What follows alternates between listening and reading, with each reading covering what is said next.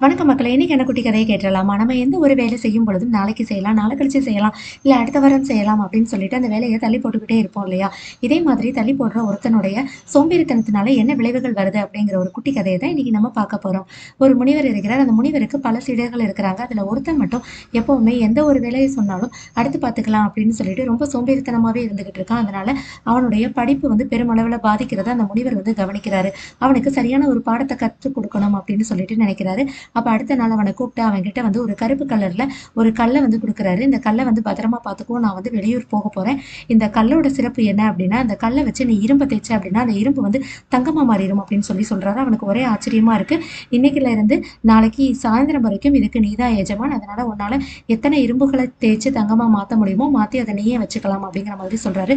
அவனுக்கு ரொம்ப சந்தோஷமாயிடுது. அப்ப நம்ம இன்னைக்குல இருந்து நாளைக்கு வரைக்கும் எல்லா இரும்புகளையும் தேய்ச்சு தங்கமாக்கி நம்ம பெரிய பணக்காரரா மாறிடலாம் அப்படின்னு சொல்லிட்டு நினைக்கிறான். சரின்னு சொல்லிட்டு அந்த முனிவர் கிளம்பி போயிடுறாரு. அப்போ இரவு ஆயிடுது.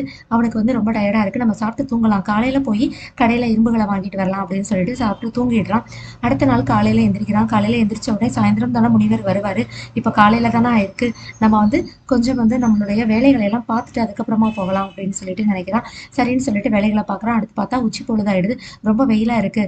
நம்ம முனிவர் வர்றது சாயந்தரம் தானே வருவாரு. நம்ம ஒரு 3 மணி போல போய் எல்லா பொருட்களையும் வாங்கிடலாம் அப்படின்னு சொல்லிட்டு நினைக்கிறான். அடுத்து படுத்து தூங்குறான். அசந்து தூங்கிட்டு அடுத்து பதறி போய் எந்திரிச்சு பார்த்தா மணி 5 ஆயிடுது. வேகமா வெளியில ஓடி வரும்போது பார்த்தா வாசல்ல முனிவர் நின்றுட்டு இருக்காரு.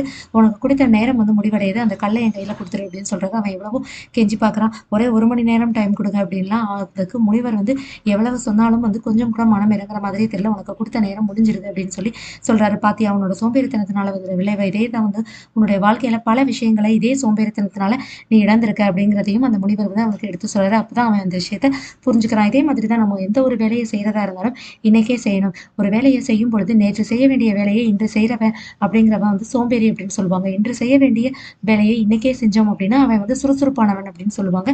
நாளைக்கு செய்ய வேண்டிய வேலையை இன்னைக்கே செஞ்சா அவன் வெற்றியாளன் அப்படின்னு சொல்லுவாங்க.